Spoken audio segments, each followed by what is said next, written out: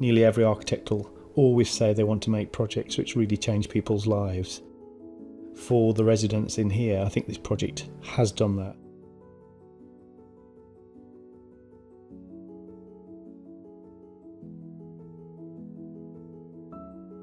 Appleby Blue is a new imagination of what older persons living in central London can be. It's a beautifully designed building which provides 57 homes for 65 older people. It's a built example of how we can create a place to give people a good life, a better quality of life, even people who don't have a lot of choices.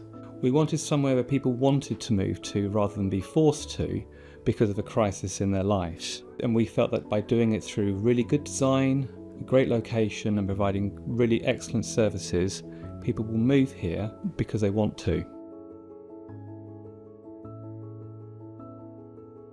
When we looked at so many existing forms of social housing for older people, in one way or another they were all forms of retreat, and this project really focused shared living right in a busy urban place. The arrangement is based on a traditional almshouse, and what we did is we flipped that idea around and we put the accommodation for residents around the back of the site and the sides, and at the front we put the shared rooms. And then on top of those another C-shaped arrangement which sits above, creating at the centre a kind of garden court which the rooms all look into. It was really important to the charity that the building felt part of Bermondsey right from the start. The building very much grows out of its site and out of its place. We wanted the building to be very kind of monolithic, very strong, like a lot of the historic buildings in the area. You've got natural materials everywhere. You have the use of wood in all the walkways, you have quarry tiles for flooring. It just makes it feel like a home. We built to the edges of the site and we put the shared social spaces for residents and the broader community directly on the high street, so they were very visible and very accessible. The communal spaces form such a key part of this building, and we invite other organisations to do activities which engage our older people, so they could be toddler groups where you have mums and dads who feel isolated themselves and they come into this building and they can meet some of the older people who live here. The beautiful moment is where those two communities come together, which means we can look at opportunities for mitigating loneliness and getting residents involved with other groups and other activities that they may otherwise not have done. And it's those opportunities to bring young and old together, which are far too rare in today's society, particularly in the inner cities.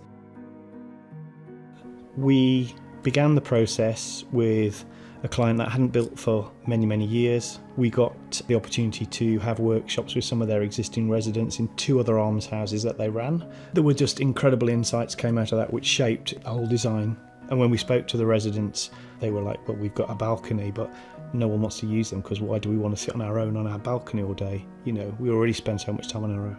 And that gave us the idea of then incorporating that space into the kind of walkways through which you move to access your individual apartments. So we could make them more generous. We could orient those to the garden at the garden court at the centre with big sliding windows that open up.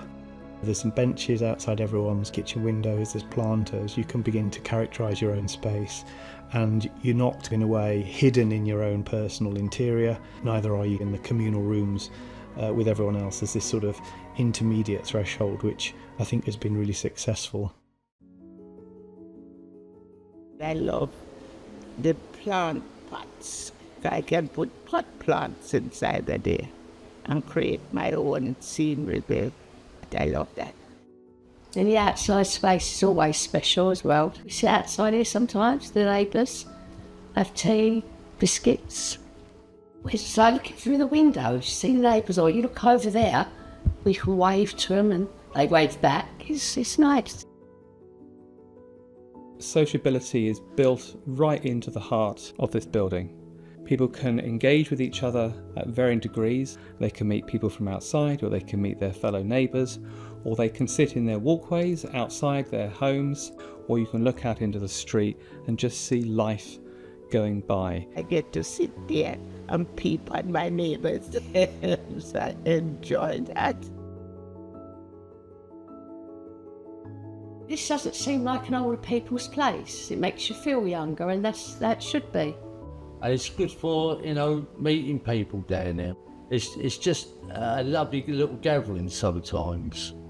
And this gaff stops you from being depressed. It's absolutely beautiful, man. And it's helped me to heal so much. Many of the benefits that a really well-designed building like this can give to wider society are not immediately obvious, but we can see that our residents' health and well-being is improved, which means that they're going to their doctors less, they're accessing social services less. Also, some of the residents who've moved here have moved out of larger flats where they've had unoccupied bedrooms. And through releasing those underoccupied bedrooms in those flats, we have freed up over 100 homes for local families to move into and move on to in this local area. And the project really is about finding the imagination to make the city that we talk about making, the kind of sociable, mutually beneficial city, rather than the city that we often have been making, which have been leading to social isolation and greater polarisation. The fact it's been imagined in a very integrated way, it's a social housing project, an almshouse for older people, but through the quality of the way it's made, through the gardens, through the openness to other organisations and people being able to interact with others, is a very strong model for the future.